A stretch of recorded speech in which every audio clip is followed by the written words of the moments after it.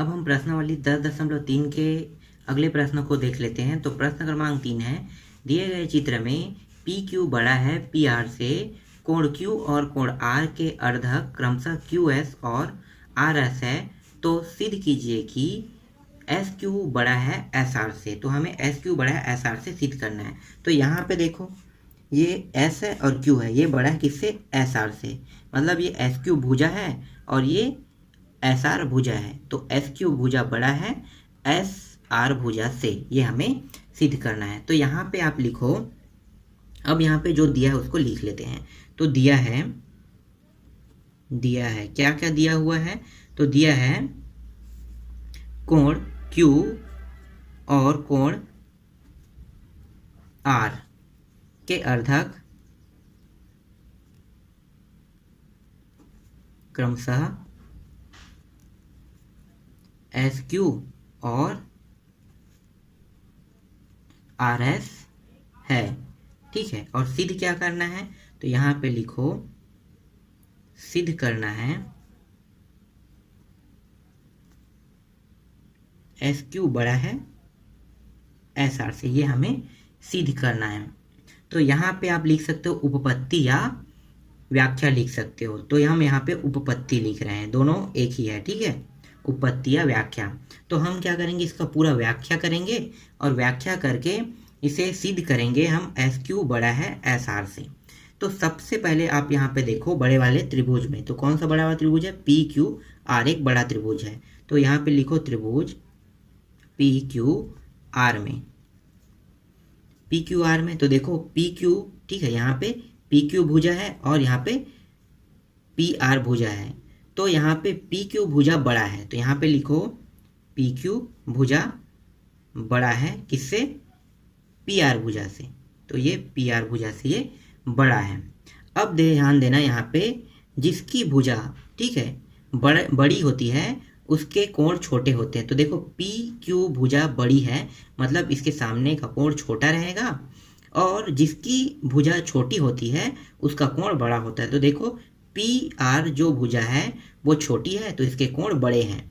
तो हम क्या करेंगे, जहाँ पे PQ होगा वहाँ पे हमें क्या करना है, बड़े कोण को लिखना है। तो बड़े कोण कौन है? Q तो नहीं है, तो कि कौन है? इसके सामने वाला है ना, ये R। तो हम क्या करेंगे, PQ भुजा बड़ी है तो इसके सामने वाले कोण R बड़ा है। तो यहाँ पे लिखो कोण R बड़ा है। अब यहाँ पे देखो PS भुजा छोटी है, तो इसके सामने वाले भुजा क्या है? छोटी होगी, ठीक है। तो यहाँ पे लिखो कोण Q। अब यहाँ पे थोड़ा सा और समझ लो कि मैंने अभी क्या कहा, PQ भुजा बड़ी है तो इसके सामने वाले कोण क्या है? बड़ा है, तो इसका खुद का कोण क्या रहेगा? इससे छोटा रहेगा। जिस तरह से इसमें भी देखो PR भुजा छोटी है तो इसके खुद के कोण बड़े होंगे। देखो जिसका भुजा बड़ा है उसका कोण छोटा होगा और जिसका कोण बड़ा है उसका भुजा बड़ा होगा, ठीक है। तो ये इस तरह से हो गया। तो यहाँ पे लिख लो, यहाँ पे मैं बता रहा हूँ कि बड़ी भुजा के सामने का कोण बड़ा होता है वहीं से हमने इस प्रश्न में कोणों को लिया है, ठीक है। अब आगे बढ़ते हैं, अब देखते हैं छोटे कोण में। तो देखो कोण को, अगर इसी कोण को अगर मैं छोटा कर दूं, ठीक है, कोण R है, ये तो पूरा बड़ा वाला कोण के लिए है। अगर मैं इसको छोटा कर दूं तो ये आधा आधा बढ़ जाएगा, छोटे कोण में आधा हिस्सा आएगा। तो दोनों में क्या करते हैं, 2 लगा देते हैं, तो ये आधा हो गया। तो कोण R बड़ा है कोण Q से, तो यहाँ पे 2 लग गया, यहाँ भी 2 लग गया। अब इसके मान को रख देते हैं। कोण R, तो देखो कोण R कहाँ पे? यहाँ पे है, छोटा है, आधा है। तो ये कोण R कैसे बनेगा? किस कोण के मिलन से कोण R बना है? तो देखो मतलब किस भुजा के मिलन से कोण R बना है? तो देखो SRQ भुजा के मिलन से कौन सा कोण बना है? कोण R, मतलब R/2 बना है। तो इसके स्थान पे हम लिख देंगे कोण R/2 के स्थान पे कोण SRQ बड़ा है। फिर देखो छोटा वाला किस कोण के मिलन से बना है?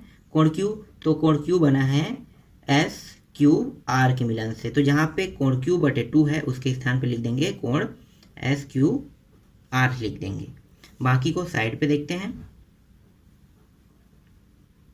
अब यहाँ पे देखो कोण Q और यहाँ पे हम लिखते हैं कोण Q और कोण R के अर्धक क्रमशः SQ और RS है। ठीक है, SQ और RS है। तो देखो मैंने क्या कहा था, अगर किसी का कोण बड़ा है तो उसके भुजा क्या होंगे, छोटे होंगे, और जिसका भुजा छोटा है उसके कोण क्या होंगे, बड़े होंगे। तो देखो ये कई अभी किस में है, कोण में है। ठीक है, यहाँ पे देखो सामने में कोण लगा है, मतलब यहाँ पे देखो कोण अगर इसका छोटा है तो भुजा कौन सा बड़ा होगा, तो हमें वही लिखना है। तो देखो SQR, ठीक है, SQR का भुजा क्या है, छोटा है, सॉरी SQR कोण छोटा है तो इसके भुजा क्या है, SQ है, तो SQ कोण क्या होगा, बड़ा होगा। और देखो SRQ कोण बड़ा है तो इसका भुजा छोटा होगा SR का, तो यहाँ पे SR लिखा। तो देखो यहाँ पे क्या दिया हुआ है, कोण SRQ। देखो कोण SRQ ये कोण बड़ा है तो इसके भुजा कौन से हैं, तो इसके सामने वाला भुजा क्या होगा, बड़ा होगा। तो यहाँ पे लिखो सामने वाला भुजा क्या है, SQ है, ये बड़ा है। अब देखते हैं SQR में, देखो तो SQR जो कोण है ये छोटा है तो इसके सामने वाला भुजा छोटा होगा, तो ये हो गया SR। यही हमें सिद्ध करना, तो यहाँ पे लिख लो सिद्ध हुआ। ठीक, समझ में आया। अब अंतिम प्रश्न देख लेते हैं। चौथा प्रश्न है, दिए गए चित्र में PQ बराबर है PR के हो तो सिद्ध कीजिए कि PS बड़ा है PQ से। तो हमें क्या सिद्ध करना है, PS बड़ा है PQ से। तो यहाँ पे पहले जो दिया है उसको लिख लेते हैं। तो यहाँ लिखो, दिया है PQ बराबर है PR के। तो PQ बराबर है PR के, देखो PQ कहाँ पे है, PQ देखो यहाँ पे डबल यहाँ पे बराबर जैसे लिख लगा हुआ है, यहाँ भी बराबर लगा, मतलब ये रेखा और ये रेखा दोनों क्या है, बराबर है। तो PQ बराबर है PR के। और हमें सिद्ध क्या करना है, तो सिद्ध करना है उसको भी लिख लेते हैं। तो सिद्ध करना है PS बड़ा है PQ के, तो ये हमें सिद्ध करना है। अब यहाँ पे उपपत्ति लिख लो या व्याख्या भी लिख सकते हो। ठीक है, हमें वही करना है, व्याख्या। अब देखो त्रिभुज में देखते हैं, कौन से त्रिभुज में, PQR में देखना है। तो त्रिभुज PQR में, तो यहाँ पे देखना PQ भुजा जितना है उतना ही भुजा किसका है, PR का। तो यहाँ पे लिखो PQ बराबर है PR के। ठीक है, तो इतना बराबर हो गया, ये PQ भुजा के बराबर है PR। अब यहाँ पे देखो जिसके, देखो यहाँ पे देखना है, अगर ये भुजा बड़ा है, ठीक है, सपोज मान लेते हैं PR भुजा बड़ा है, तो इसके सामने वाले भुजा क्या हो जाएंगे, सामने वाला भुजा क्या हो जाएगा, छोटा हो जाएगा। ठीक है, लेकिन ये तो बराबर है दोनों, तो PQ भुजा बराबर है किसके, PR के, तो दोनों के कोण भी बराबर होंगे। तो हम क्या करेंगे, PQ भुजा अगर हम ले रहे हैं तो हम फिर भी इसके सामने वाले कोण को लेंगे। तो सामने वाला कोण कौन है, R। तो यहाँ पे लिखो कोण R। अगर हम PR भुजा ले रहे हैं तो हम क्या लेंगे, कोण में इस वाले सामने वाले जो कोण है उसको लेंगे। यहाँ पे कौन सा कोण है, यहाँ पे Q कोण है, तो यहाँ पे लिखो Q कोण। ये ले लेते हैं समीकरण 1। उसके बाद देखो अब दूसरा चित्र देखते हैं।